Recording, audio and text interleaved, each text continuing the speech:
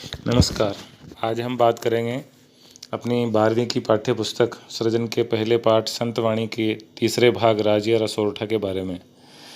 राजियारा सोरठा कृपाराम खिड़िया के द्वारा रचित है। राजस्थानी भाषा के प्रसिद्ध कवि कृपाराम खिड़िया का जन्म तत्कालीन मारवाड़ राज्य के खराड़ी गांव के निवासी जगराम खिड़िया के यहाँ हुआ था। इनका जन्म 1743 ईस्वी में हुआ और मृत्यु सन 1833 ईस्वी में हुई। राजस्थानी भाषा डिंगड़ और पिंगड़ के उत्तम कवि और संस्कृत मर्मज्ञ होने के कारण सीकर के राव लक्ष्मण सिंह ने महाराजपुर और लछनपुरा गांव की जागीर इनको सम्मान स्वरूप दी थी। ये कवि कृपाराम सीकर के राजा देवी सिंह के दरबार में भी रहे। राजिया कृपाराम जी का सेवक था, जो एक बार बीमार पड़ने के पर इस राजिया ने इनकी खूब सेवा शुश्रूषा की, जिससे कवि बहुत प्रसन्न हुए। और राजिया कोई संतान नहीं होने के कारण अत्यंत दुखी रहा करता था, तो उसके इस दुख को दूर करने के लिए और उसको अमर बनाने के लिए कवि ने अपने नीति के सोरठों की रचना राजिया रा सोरठा के नाम से की, जिसके कारण राजिया कृपाराम से भी अधिक लोकप्रिय हो गया। उपजावे अनुराग कोयल मन हरखित करे, कड़वो लागे काग रसना रा गुण राजिया। प्रस्तुत सोरठा हमारी पाठ्य पुस्तक में संकलित कवि कृपाराम द्वारा रचित सोरठों से लिया गया है। इस सोरठे में कवि ने मधुर वाणी की प्रशंसा की है।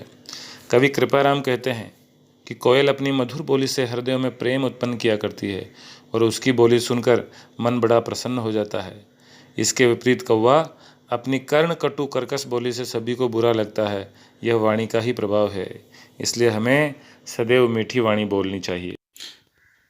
इसी का समानार्थी दोहा इसी पाठ में पहले भाग में कबीर के दोहों में आया है। कागा काको धन हरे, कोयल काको देत, मीठा शब्द सुनाए के जग अपना करी लेत। काली घनी कुरूप कस्तूरी कांटा तुले, शक्कर बड़ी स्वरूप रुड़ा तुले राजिया। प्रस्तुत सोरठा हमारी पाठ्य पुस्तक में संकलित कवि कृपाराम द्वारा रचित सोरठों से लिया गया है। कवि बता रहा है कि वस्तु का महत्व और मूल्य सुंदरता से नहीं बल्कि उसके गुणों के आधार पर निश्चित हुआ करता है। कवि कृपाराम कहते हैं कि कस्तूरी मृग से प्राप्त होने वाली कस्तूरी देखने में काली और कुरूप होती है, परंतु वह कांटे वाले सोना चांदी तोलने की तराजू पर तोलकर बेची जाती है। चीनी भले ही देखने में सफ़ेद और सुंदर होती है, पर उसे पत्थर के टुकड़ों या बाटों से तोलकर बेचा जाता है। कारण यही है कि कस्तूरी की सुगंध उसे मूल्यवान बनाती है, इसलिए उसके रूप पर ध्यान नहीं दिया जाता। इस सोरठे में कवि ने सूरत के ऊपर सीरत मतलब बाहरी रंग रूप के ऊपर गुणों की महत्ता को प्रदर्शित किया है। और काली घनी कुरूप कस्तूरी कांटा तुले, इसमें बहुत ही सुंदर अनुप्रास अलंकार का निरूपण किया है। डूंगर जलती लाए जोवे सारो ही जगत, पर जलती निज पाए रति न सूझे राजिया। डूंगर यानी जंगल में जलती हुई लाए यानी आग को, जोवे यानी देखता है, सारो ही जगत यानी संसार। पर जलती निज पाए, परंतु निज पाए यानी अपने पैरों के नीचे जलती हुई आग, रति यानी बिल्कुल भी न सूझे राजिया, दिखाई नहीं, सूझे यानी दिखाई नहीं देती है। हे राजिया, कवि कृपाराम जी कहते हैं कि हे राजिया, इस संसार में लोग दूसरों के अंदर, दूसरे परिवारों में दूसरों लोगों के अंदर होने वाली कलह झगड़े उनको देखकर सभी आनंदित होते हैं, उसको देखकर मज़े लेते हैं। पर जो कलह उसके खुद के घर परिवार में और खुद के अंदर उसके मन में, उसके हृदय के अंदर जो कलह मची हुई है, उसके परिवार में, उसके अपनों के बीच में जो कलह है, उसको वह देख नहीं पाता है।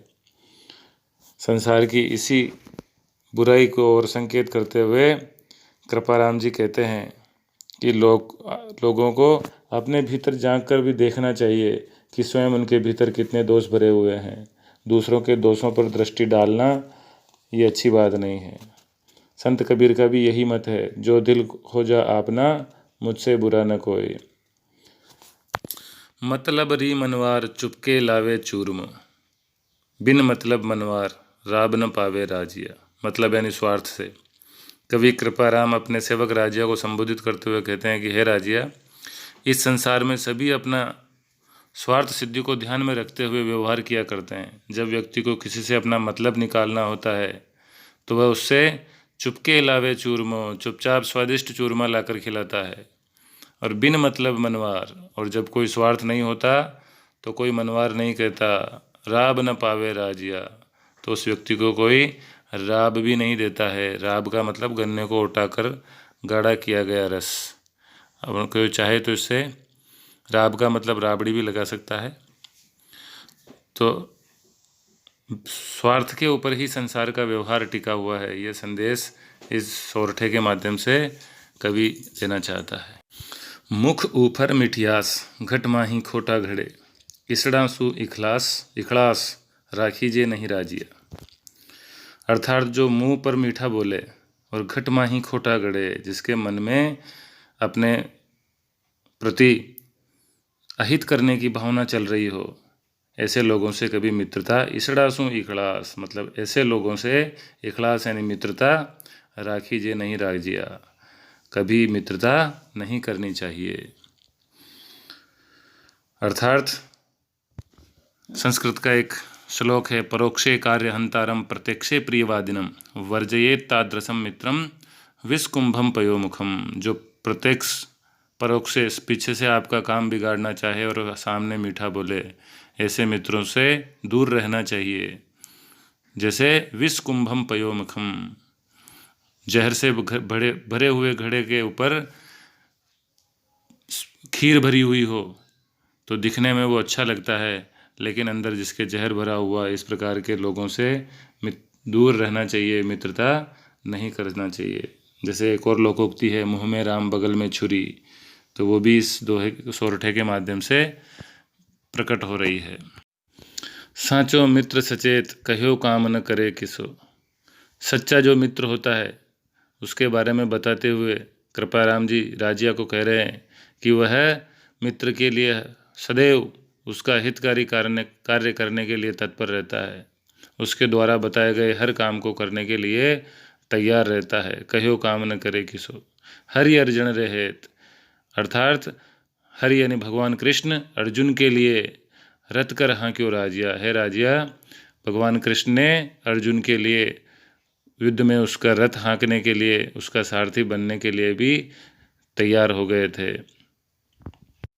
कहो काम न करे किसो, क वर्ण की आवृत्ति होने से अनुप्रास तथा कृष्ण अर्जुन का दृष्टांत होने से अनुप्रास और दृष्टांत दोनों अलंकार इस सोरठे के अंदर मौजूद है। हिम्मत किम्मत होय, बिन हिम्मत किम्मत नहीं, करे न आदर कोय, रद कागज जूं राजिया। कवि राजिया से कहता है कि समाज में सब साहसी व्यक्ति का ही सम्मान किया करते हैं, हिम्मत की ही कीमत है। साहसीन व्यक्ति की समाज में कोई कीमत नहीं होती, बिन हिम्मत किम्मत नहीं, करे न आदर कोई, उसका कोई आदर नहीं करता, रद्द कागज जूं राजिया, उसकी स्थिति रद्दी कागज जैसी हुआ करती है, जिसे लोग उपेक्षा से फेंक दिया करते हैं। जीवन में लोग चुनौतियों और समस्याओं का सामने करने की हिम्मत नहीं जुटा पाते, उनकी कोई पूछ नहीं होती। अतः व्यक्ति को साहसी बनने का संदेश इस सोरठे में कवि ने दिया है। सोरठे में अनुप्रास तथा उपमा तथा उदाहरण अलंकार मौजूद हैं। अभ्यास के लिए प्रश्न है 5। राजिया कौन था? कृपाराम खेड़िया का परिचय दीजिए। पर जड़ती निज पाए रति न सूझे राजिया